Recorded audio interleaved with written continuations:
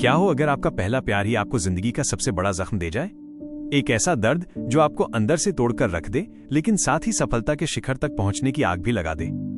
आज की कहानी है पार्क की, जिसे उसकी क्रश ने सिर्फ इसलिए ठुकरा दिया क्योंकि वो गरीब था। कहानी शुरू होती है सोयूं से, जो अपनी यूनिवर्सिटी में फ्रेशमैन के तौर पर क्लास के पहले दिन ही लेट पहुंचती है।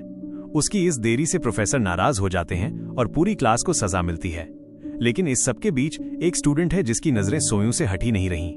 उसका नाम है पार्क, और वो पूरे लेक्चर के दौरान सोयूं की तरफ देखता रहा। उसी दिन पार्क खुद को सोयूं के साथ बस में पाता है। उसके दिल में एक उत्साह की लहर दौड़ जाती है। उसे लगता है कि शायद ये प्यार की शुरुआत हो सकती है, पर उसकी घबराहट उस पर हावी हो जाती है, और जब सोयूं उसे घूरते हुए पकड़ लेती है तो पार्क शर्मिंदा होकर जम जाता है, एक शब्द भी नहीं कह पाता। उसकी हैरानी तब और बढ़ जाती है जब उन्हें पता चलता है कि उन दोनों का घर का रास्ता भी एक ही है। पार्क ने अपने पड़ोस में सोयूं जितनी खूबसूरत लड़की कभी नहीं देखी थी, इसलिए वो और ज्यादा जिज्ञासु हो जाता है। माहौल और अजीब हो ही रहा होता है कि तभी पार्क का दोस्त नाबुक आ जाता है और उसे ग्रीट करता है। नाबुक, जो पार्क के बिल्कुल विपरीत है, बहुत आत्मविश्वासी और खुले मिजाज का, आते ही उसे चिढ़ाने लगता है। पार्क जहां शर्मीला, मासूम और थोड़ा अजीब है, वहीं नाबुक शान से बताता है कि पास खड़ी लड़की उसकी 101 गर्लफ्रेंड है। नाबुक की ये छेड़ाछाड़ी पार्क की नादानी को और उजागर करती है। वो उसे बस आत्मविश्वास बढ़ाने और अपनी साफ सफाई पर ध्यान देने की सलाह देता है, पर पार्क के लिए ये सलाह मानना लगभग नामुमकिन सा लगता है। दरअसल पार्क के संकोची स्वभाव की जड़ें उसके बचपन में थीं।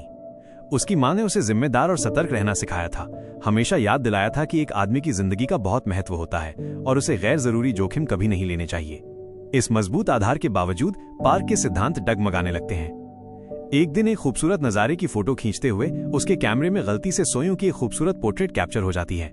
आखिरकार वो दोनों एक दूसरे से परिचय करते हैं, लेकिन पार्क अपनी असलियत से हटकर एक रहस्यमय व्यक्तित्व बनाए रखने की कोशिश करता है। उसका ये दिखावा तब टूट जाता है जब सोयूं अचानक एक सुनसान घर के अंदर जाने का फैसला करती है। घबराकर पार्क उसे चेतावनी देता है कि अवैध तरीके से प्रवेश करना गलत है, लेकिन वो घर भयानक ढंग से शांत है। सोयूं के इरादे समझ न आने पर पार्क उसे रोकने के लिए एक झूठी कहानी गढ़ता है कि उस घर में हत्या हुई थी। पर डरने के बजाय सोयूं अपने जवाब से पार्क को हैरान कर देती है। वो कहती है कि अगर उस जगह का अतीत काला है तो वो उसे सुंदरता और खुशी के प्रतीक में बदलना चाहती है, खुशनुमा यादों से भरी एक जगह में। अगले दिन प्रोफेसर स्टूडेंट्स को अपने इलाके की इमारतों की तस्वीरें खींचने का काम देते हैं। पार्क के लिए ये सोयूं के करीब आने का बिल्कुल सही मौका था। किसी भी जवान लड़के की तरह पार्क ने बाहर जाने से पहले नहा धोकर और बाल ठीक करके खुद को फ्रेश कर लिया। दोनों साथ मिलकर आसपास की इमारतों की तलाश शुरू करते हैं। इस दौरान वे अपनी जिंदगियों के बारे में बातें शेयर करते हैं। पार्क, जो बचपन से शहर में रहा था, मानता है कि उसे सियोल उबाऊ लगता है, जबकि सोयूं को यह शहर असाधारण लगता है, उसके गृहनगर जूजू आइलैंड से बहुत अलग। अपनी मां को खोने और पिता के बीमार पड़ने के बाद सोयूं ने अपने परिवार को सहारा देने के लिए जल्दी से जल्दी ग्रेजुएट होने की ठान ली थी।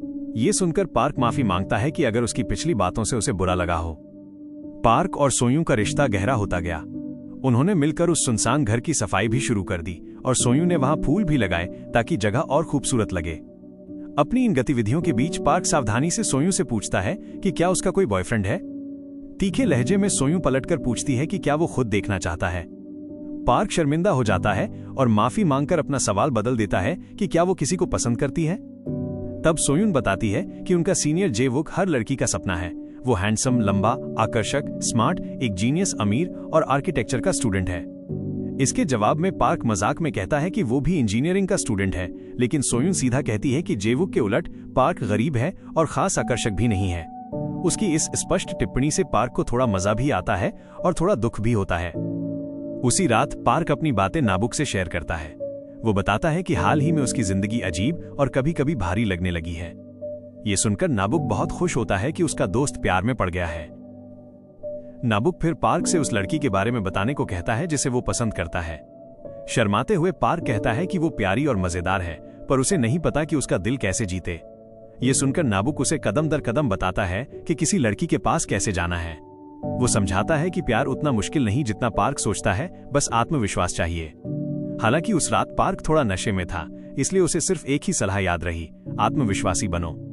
अगले दिन पार्क हिम्मत जुटाकर सोयूं को गर्मी की छुट्टियों की शुरुआत में डेट पर चलने को कहता है।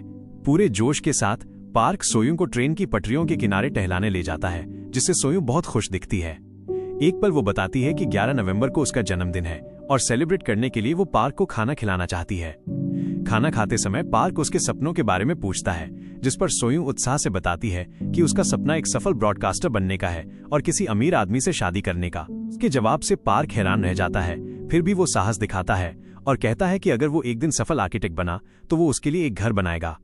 सोयून खुशी से अपने सपनों के घर का एक स्केच भी बनाती है, जिससे पार्क बहुत खुश होता है। पूरा दिन साथ बिताने के बाद वे घर जाने का फैसला करते हैं। बस स्टॉप पर सोयून अचानक पार्क के कंधे पर सो जाती है। एक पल के लिए पार्क उसकी खूबसूरती में खो जाता है। वो इससे पहले कभी किसी लड़की के इतना करीब नहीं आया था।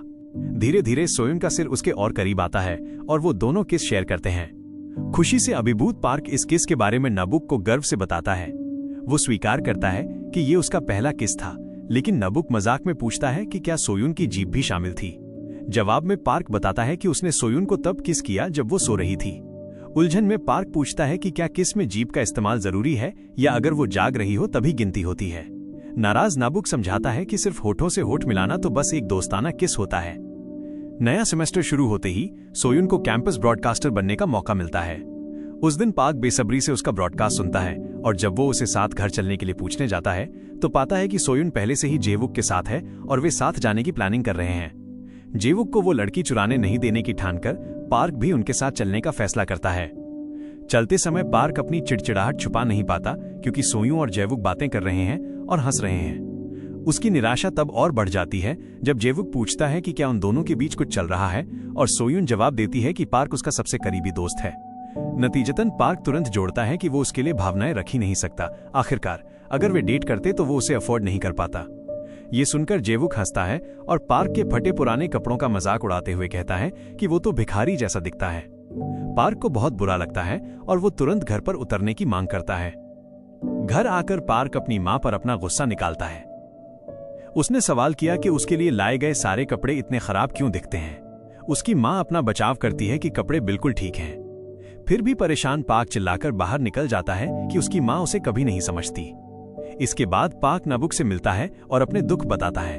वो रोता है कि सोयून उसे कभी भी प्यार करने लायक नहीं समझेगी और उसे शक है कि वो पहले ही जेवुक के लिए गिर चुकी है। जहां पार्क मानता है कि वो जेवुक की खूबसूरती या दौलत से मुकाबला नहीं कर सकता, वहीं नाबुक उसकी नकारात्मकता को खारिज कर देता है। वो पार्क को याद दिलाता है कि साहसी लोग ही सुंदरियों का दिल जीतते हैं। अगर पार्क ने अपने दिल की बात नहीं कही तो उसे हमेशा के लिए खोने को स्वीकार करना होगा। आखिर में नाबुक उसे साल की पहली बर्फबारी का इंतजार करने के लिए प्रोत्साहित करता है। उसने पार्क से कहा कि पहली बर्फ के दिन अपने प्यार का इजहार करना बेहद रोमांटिक होगा। अगली सुबह सोयून पार्क से सामान शिफ्ट करने में मदद करने के लिए कहती है। उसने कैंपस के पास रहने का फैसला किया था क्योंकि उसका पुराना घर बहुत दूर था। हालांकि जगह छोटी थी, पर सोयून के लिए ये एक नई शुरुआत जैसा था। सामान खोलते हुए सोयून पार्क को अपने बचपन की तस्वीरें दिखाती है और बताती है कि उसे अपने घर की कितनी याद आती है। हालांकि वो स्वीकार करती है कि वापस जाना संभव नहीं है, उसे सफल होना है और अपने परिवार की जिंदगी बदलनी है। उसकी बातों ने पार्क को अंदर तक छू लिया। उसे एहसास हुआ कि जिस लड़की को वो पसंद करता है वो सिर्फ खूबसूरत नहीं बल्कि अविश्वसनीय रूप से मजबूत और प्रेरणादायक भी है। जाने से पहले पार्क ये बताना नहीं भूलता कि जब पहली बर्फ गिरेगी तो वो सोयून से उनके हमेशा वाली जगह उस सुनसान घर पर मिलना चाहता है। उसके पास उसे बताने के लिए कुछ अहम बात है। अगली सुबह पार्क क्लास से गैर हाजिर था। सोयून चिंतित होकर शांत रहने की कोशिश करती है और उम्मीद करती है कि पार्क ठीक होगा। उसी दिन बाद में जब वो घर जाने वाली होती है तो जेवुक उसे रोकता है और बाहर चलने के लिए न्योता देता है। सोयून समझाती है कि वो ज्यादा देर नहीं रुक सकती क्योंकि पार्क पूरे दिन से गायब है। जेवुक उसे भरोसा दिलाता है कि वे बाद में मिलकर उसे ढूंढ सकते हैं। सोयून को अनजाने में पार्क क्लास छोड़कर उसके सपनों के घर का एक छोटा मॉडल बनाने में लगा हुआ था, जो उसने उसके स्केच का इस्तेमाल करके सिर्फ एक दिन में पूरा कर दिया था। हालांकि जेवुक उस शाम सोयून को एक बार में ले गया था। सोयून बार बार पार्क को कॉल करने की कोशिश करती है, लेकिन उसके फोन की बैटरी खत्म हो चुकी थी। जेवुक, जो उसकी अनदेखी को भांप गया था, उसे रात का मजा लेने के लिए उकसाता है। इस बीच पार्क बेचैनी से सोयून के लौटने का इंतजार करता है। जब वो आखिरकार आती है तो उसकी खुशी दिल टूटने में बदल जाती है। सोयून नशे में थी और सहारे के लिए जेवुक पर झुकी हुई थी। जेवुक ने उसे कसकर पकड़ रखा था और लगभग उसे किस ही करने वाला था, इससे पहले कि वो उसे उसके कमरे में ले जाता। दरवाजा उनके पीछे बंद हो गया और कमरे से दबी हुई सांसों के अलावा कोई आवाज नहीं आई। पार्क जम गया, उसका दिल चकनाचूर हो गया। जो उसने देखा था उसे हजम नहीं कर पा रहा था। मिली जुली भावनाओं, निराशा और दुख से भरा वो वहां से चला गया। पहली बार अंधेरे विचार उसके दिमाग में छा गए। पार्क ने चाहा कि सोयून उसकी जिंदगी से हमेशा के लिए गायब हो जाए। अकेले घर चलते हुए उसने कसम खाई कि वो दोबारा कभी प्यार नहीं करेगा। दिन गुजरते गए और इस दौरान पार्क ने सोयूं से हर संपर्क तोड़ दिया। उलझन और दुख से भरी सोयूं ने आखिरकार उससे मुकाबला किया, पूछा कि उसने अचानक उससे दूरी क्यों बना ली और उसकी जिंदगी से गायब क्यों हो गया। हालांकि पार्क ने उसे बस एक ठंडा और कठोर जवाब दिया। उसने उससे कहा कि वो उसे अब और देखना नहीं चाहता। उसकी मौजूदगी, उसकी मुस्कान और उसकी हंसी सब उसे गुस्सा और नाराजगी देते थे। उसने स्वीकार किया कि उसके आसपास रहना उसे सिर्फ दर्द और गम देता है। पार्क ने उनसे विनती की कि वे अपनी अलग अलग जिंदगी जिएं, अपने रास्ते पर चलें और दोबारा कभी एक दूसरे के रास्ते को पार ना करें। आखिर में उसने सोयून से कहा कि वो उसकी जिंदगी से पूरी तरह दूर रहे।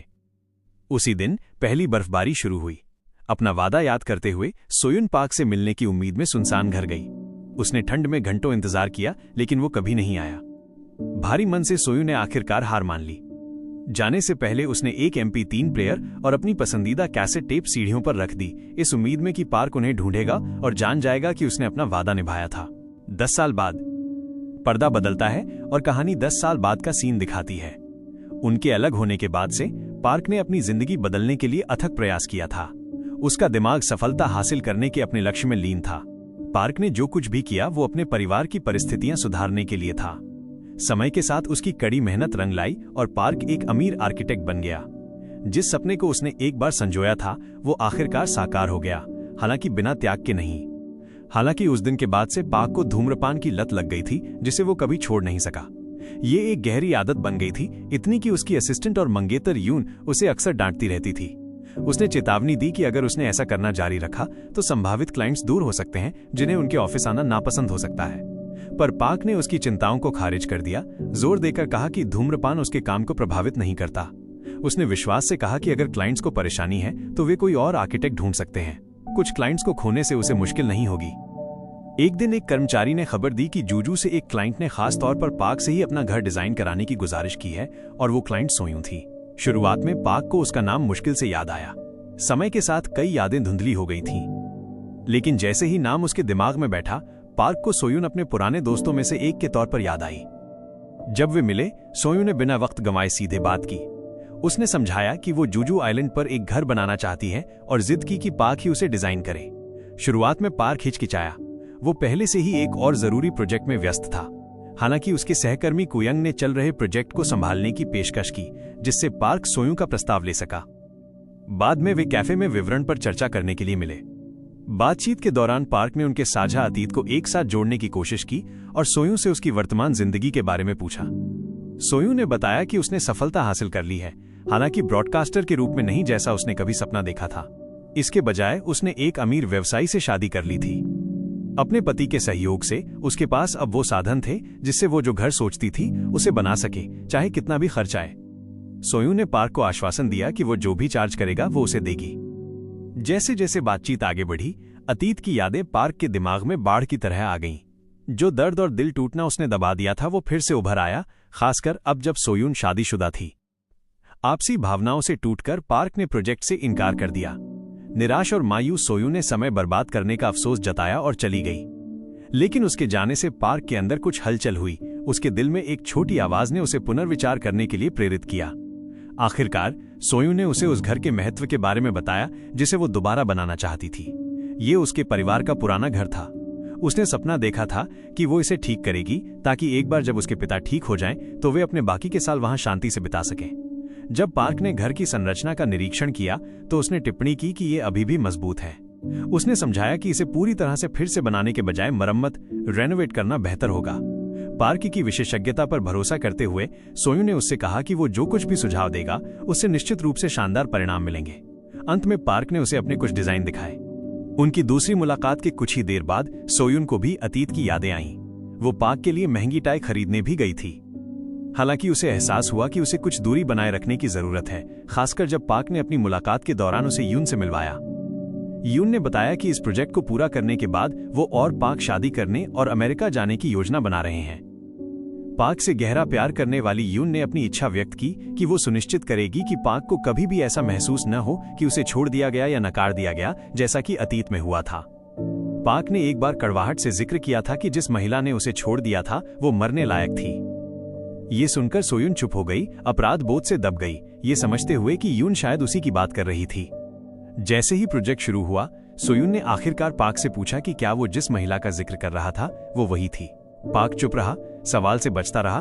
तब भी जब सोयून ने दोबारा पूछा, जब वो सियोल के लिए निकलने की तैयारी कर रहा था, तो उसकी भावनाएं उमड़ पड़ी। पार्क ने अपनी हताशा व्यक्त की, सोयून पर खुशी को ही समझने और उसके द्वारा सहे गए संघर्षों को समझने में विफल रहने का आरोप लगाया। सोयून खुद भी भावुक होते हुए बहस करती है कि पार्क ने उसे समझाने का मौका कभी नहीं दिया। उनकी बहस शांत होने के बाद पार्क ने यून से अपनी फ्लाइट को टालने के लिए माफी मांगी, जिसके लिए उसने प्रोजेक्ट में एक समस्या का हवाला दिया। एक शाम अर्धचेतन सोयून ने पार्क को भरोसे में लिया, खुलासा किया कि धन और आलीशान जीवन शैली के बावजूद उसकी जिंदगी कभी सचमुच खुश नहीं रही थी। उसने अंदर से खालीपन महसूस करने की बात स्वीकार की। सोयून ने फिर एक दर्दनाक सच्चाई साझा की कि उसने 1 साल पहले अपने पति को तलाक दे दिया था। उसने खुलासा किया कि उसने उससे कभी प्यार नहीं किया था और उसने सिर्फ उसके पैसे के लिए शादी की थी। आंसुओं के साथ उसने खुद को एक बेकार औरत कहा जो किसी भी बेहतर चीज के काबिल नहीं थी, जो पार्क के अतीत के कठोर शब्दों को दोहरा रही थी। अभिभूत सोयून हताशा में चीख पड़ी। पार्क ने धीरे से उसे गले लगाया, शांत रहने के लिए फुसफुसाया। उसने उसे आश्वासन दिया कि प्रोजेक्ट पूरा होने तक वो वहीं रहेगा। एक रात अस्पताल से फोन आया कि सोयून के पिता की हालत बिगड़ गई है। सोयून दौड़कर उनके पास गई, उन्हें भरोसा दिलाया कि उनका घर दोबारा बन रहा है और वादा किया कि एक बार जब वे ठीक हो जाएंगे तो वो पहले से भी बेहतर दिखेगा। अगली सुबह सोयून मरम्मत स्थल पर लौट आई। एक ब्रेक के दौरान उसने पार्क को अपने गांव में घूमने के लिए आमंत्रित किया। मजाक में उसने पूछा कि क्या उसे याद है कि उस दिन का महत्व क्या है। मुस्कुराते हुए पार्क ने सही अनुमान लगाया कि वो 11 नवंबर उसका जन्मदिन था। आभार के तौर पर सोयून ने सेलिब्रेशन में पार्क को खाना खिलाने का वादा किया। उनकी बातचीत के दौरान सोयून ने पूछा कि क्या वे घर के डिजाइन को एडजस्ट करके उसमें एक पियानो शामिल कर सकते हैं। निर्माण के इस चरण को देखते हुए ये एक चुनौतीपूर्ण अनुरोध था, लेकिन उसने जोर देकर कहा कि ये उसके पिता के लिए है। सोयून ने समझाया कि उसके पिता को उसका पियानो बजाना सुनना कितना पसंद था। फिर उसने एक दिल दहला देने वाली सच्चाई का खुलासा किया कि उसके पिता के पास अब ज्यादा समय नहीं बचा है। ये पता चला कि सोयून बस अपने पिता के लिए एक आखिरी अनमोल याद बनाना चाहती थी। हालांकि उसके अनुरोध को यून के सख्त विरोध का सामना करना पड़ा। उसने बहस की कि जगह को तोड़ना और फिर से डिजाइन करना में बहुत ज्यादा समय लगेगा और पार्क को उनकी अगले महीने होने वाली शादी की याद दिलाई। इसके बावजूद पार्क सोयून के अनुरोध को पूरा करने के लिए दृढ़ था। उसने वादा किया कि इससे प्रोजेक्ट में ज्यादा देरी नहीं होगी। जब कुयंग ने कमान संभालने की पेशकश की तो पार्क ने सख्ती से इनकार कर दिया। उसने जिद की कि वो प्रोजेक्ट को अपने हाथों से ही पूरा करेगा। कुछ समय बाद घर आखिरकार तय समय से पहले ही पूरा हो गया। सोयून उसमें रहने लगी और पार्क की समर्पण के लिए दिल से आभार व्यक्त किया। उसने प्रशंसा की कि घर कितना सुंदर, विशाल और उसकी उम्मीदों से कहीं बेहतर बना था। सोयून को यकीन था कि जब उसके पिता लौटेंगे तो वे बहुत खुश होंगे।